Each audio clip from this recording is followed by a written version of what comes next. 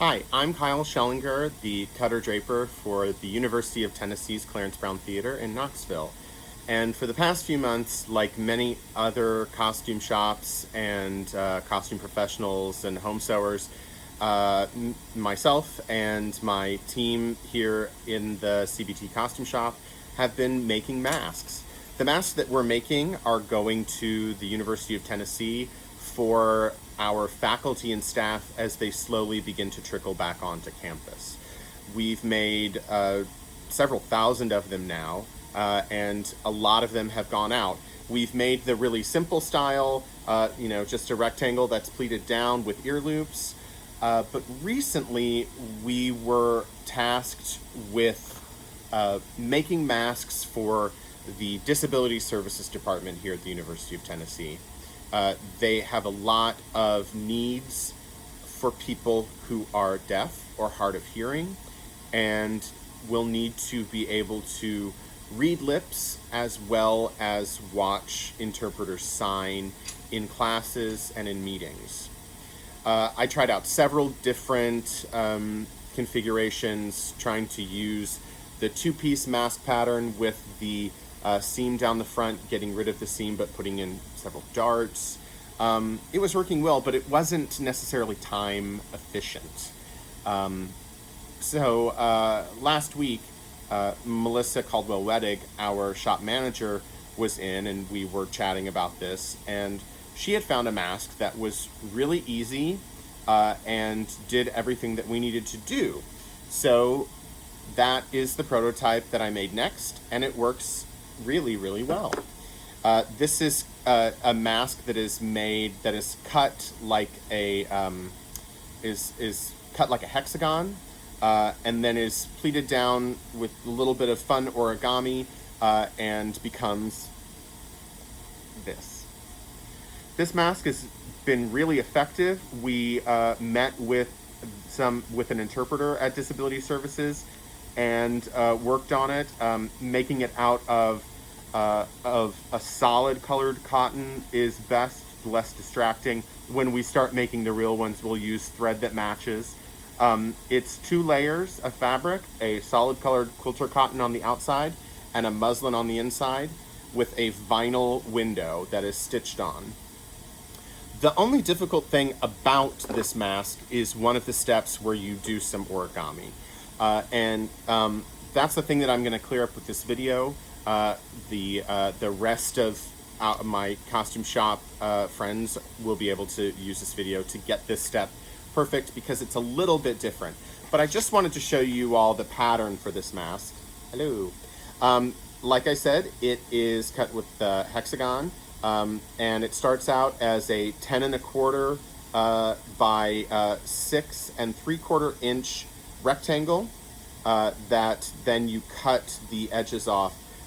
It's 1.75, 1 3/4 inches to form those angles, and then this ends up being 2.5 inches right here. And the window that we've come with, if you want to make any with the window, is 5 1/4 inches by 2 1/4 inches. So that's the pattern. In this video, I'm not going to show you how to put in the window. It's very simple. You mark around the window on your lining and your quilter cotton piece, and then you stay stitch around. You cut the window out inside, clip into your corners, and then fold them back on the iron.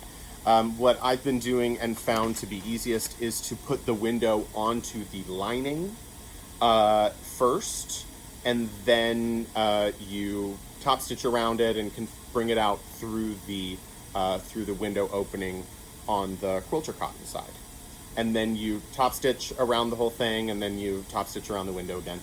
And then you come to what is effectively this shape.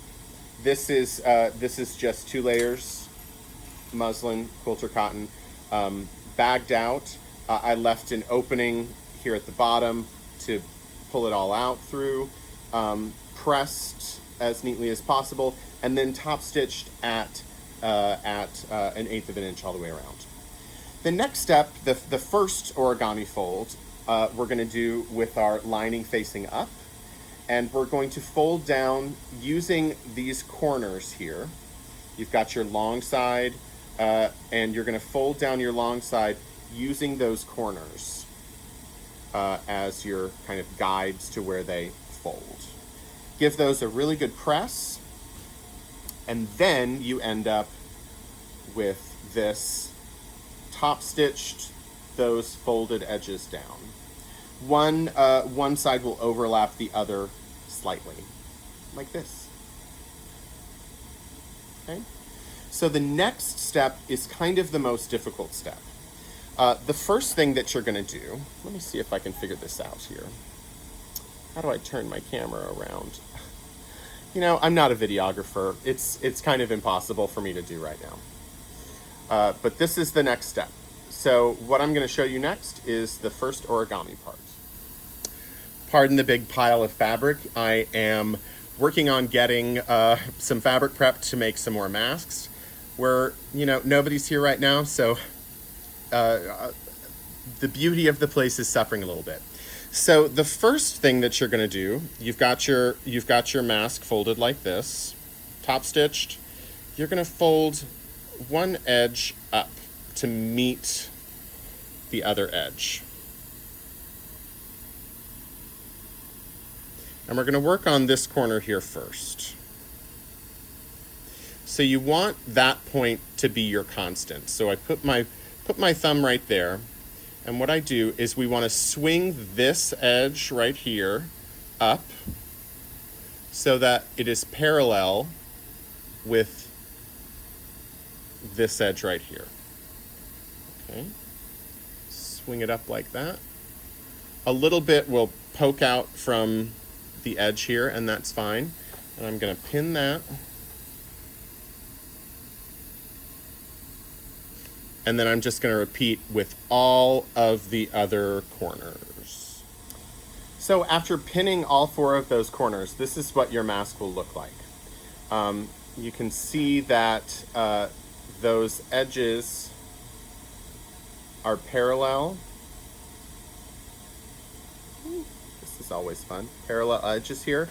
And what I'm going to do next is I'm going to take this to my machine, and I'm just going to sew straight down all the way through all of those layers to hold those pleats in place. So I've sewn those down, so from the outside you can see what this looks like. Got this kind of popped up, that kind of popped down. One side will be your nose, the other side will be your chin. And from the inside, that's how it looks. Those edges are parallel to this outside edge. Okay. The next thing that we need to do is form our casings for our elastics. So what you're going to do is you're going to bring this down. You want a little over 1/4 of an inch access for your elastic to go through. So I bring it down like that, I take it to the iron, and I give it a good press, and then I'm going to top stitch these down as well. So now I have sewn down my casings here. You'll see 2 lines of stitching. As I do this, this lower line here is what is the line of stitching that's holding down my casing. The upper line there is my top stitching from when I top stitched around the hexagon right at the very beginning. I want to keep this as open as possible for access. As you stitch it, make sure that you have the pleats like pulled open as much as possible so that they are kind of in that form. And what you end up with is something that looks like a cute little boat, or like those old-fashioned French fry trays from diners. It works really, really well. There are 2 different styles of elastic that you can use. This one right here has ear loops. They're 2 10-inch pieces threaded all the way through and around, and then zigzag together, and then I pull the zigzagged edge to the inside so it doesn't chafe. And then the other one, where did I put that one? Ah, here it is.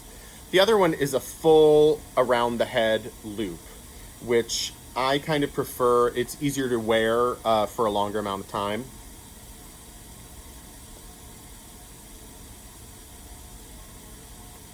One goes above the ears, one goes back behind the neck. This is a continuous piece of 1/4 inch elastic cut at 32 inches, overlapped by 1/2 inch, 3/4 of an inch, and zigzagged together. I prefer this one. It's easier to wear for a longer amount of time. If you wear glasses, having a metallic nose piece is really great. It'll keep your glasses from fogging up. If you are doing the clear window, the point about this fogging up is really apparent the first time you do it. But one thing that I have read, and I tested out with this, is I used a little bit of regular dish detergent, Dawn, whatever you have. If you just take a tiny bit on your finger or on a paper towel or something and just kind of wipe it all over the mask, and then take a clean paper towel and wipe a lot of it off. You really do not need much, but that will keep it from fogging up, and it will last for anywhere from a half an hour to 45 minutes of continuous wear. It works very, very well. We're excited to have this new challenge. The department who needs these needs at least 100 of them. So we'll be working on these. The putting in the window takes a little bit longer, but making this basic one without the window, you can probably do in less than 15 minutes. It is very, very simple. I really like it, and I suggest you give it a try. I hope everybody's staying well, staying safe, wear a mask, any kind of mask, and I hope to see you soon. Thanks. Bye.